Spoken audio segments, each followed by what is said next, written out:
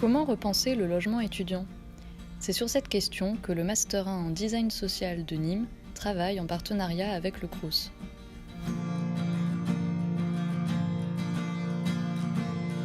Le projet en design, c'est plutôt quelque chose de croisement avec plusieurs disciplines, notamment l'architecture, l'ingénierie, les sciences humaines, l'art, bien sûr, l'industrie.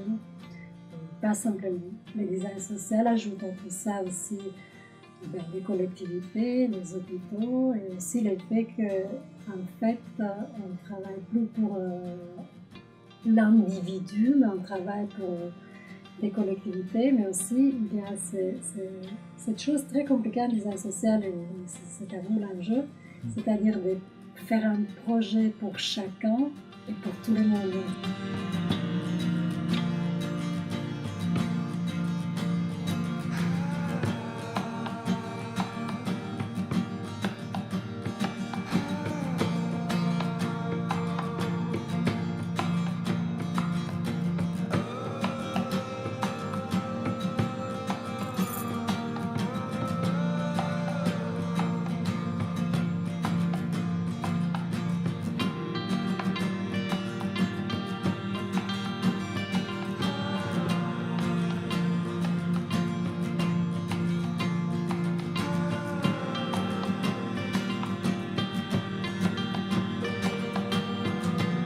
Les phases d'immersion sont vraiment des étapes intéressantes à observer quand on accompagne les étudiants en design.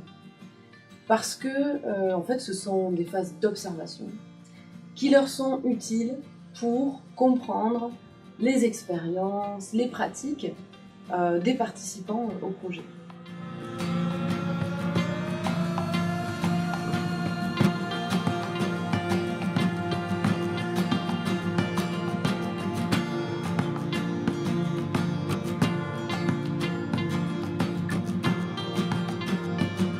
À la suite des immersions, les étudiants du Master 10 présentent aux commanditaires les premiers constats et pistes de projets qui en découlent.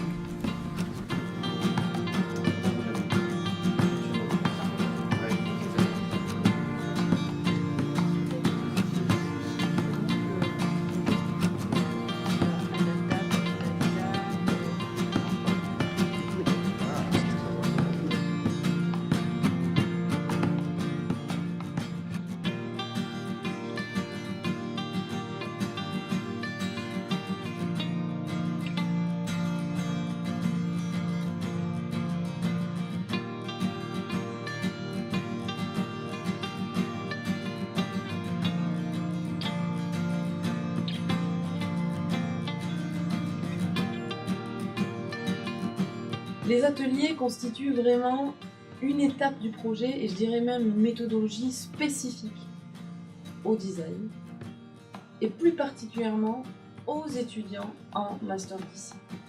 C'est le cœur de leur formation, c'est vraiment un moment où, grâce à ce qu'on peut appeler des objets intermédiaires, ils vont co-concevoir, c'est-à-dire essayer d'imaginer avec les principaux bénéficiaires de projet, les solutions les plus adaptées aux problèmes qui ont été identifiés dans les phases dites d'immersion.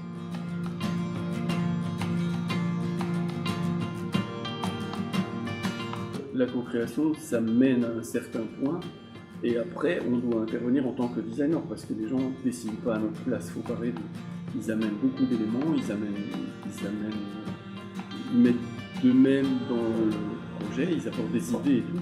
Mais après nous, on doit concrétiser.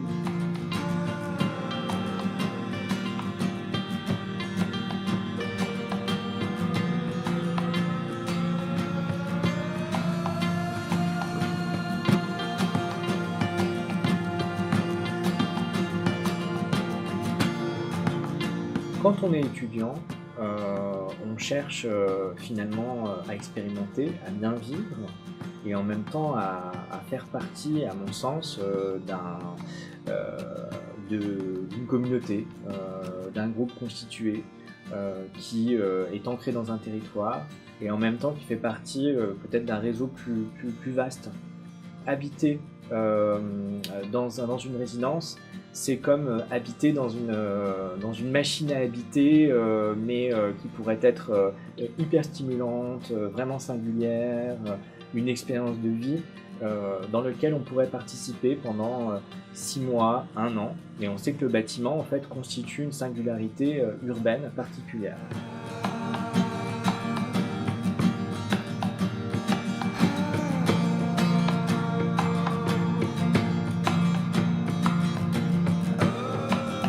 Est-ce que le design maintenant, le design social, c'est une méthodologie ou c'est l'aboutissement? Et pour moi, ça, c'est pas une bonne question, dans le sens que d'un côté, il y a une méthodologie, mais que ça ne peut pas se limiter à ça, parce que de toute façon, on a des facilitateurs, on a plein des professions qui font déjà ça, et donc toujours le design doit arriver à aboutir à un projet avec ce qu'Inébi appelle l'habitabilité du monde, après, que c'est toute la qualité de la vie, et l'esthétique, c'est une des éléments de la qualité de vie.